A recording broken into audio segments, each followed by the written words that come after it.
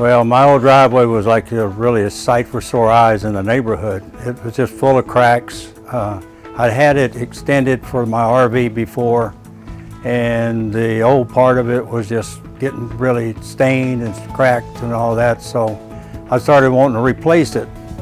The reason I chose Pavescapes was because of how long it was going to take me to have new concrete put in. So I'd have to move my RV, which I stored at home. And as it worked out, I only had to move my RV for like a week or so, and which worked good.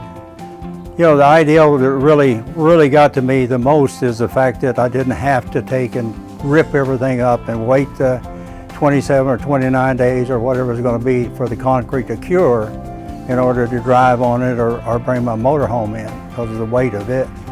So this was just worked out perfect for me.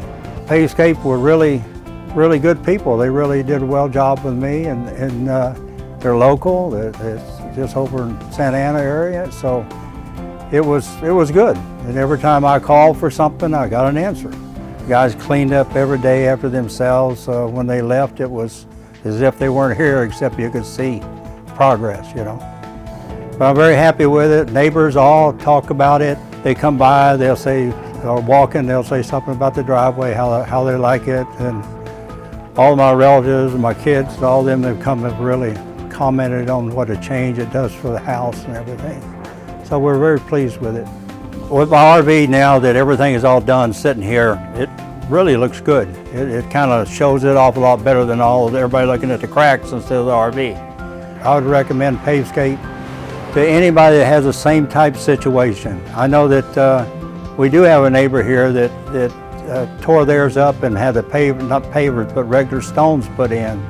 And their driveway is it's not as even, so I don't have any of the dips and the sways and all that stuff in it.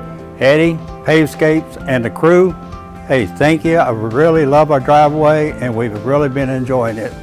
So, hats off to you guys.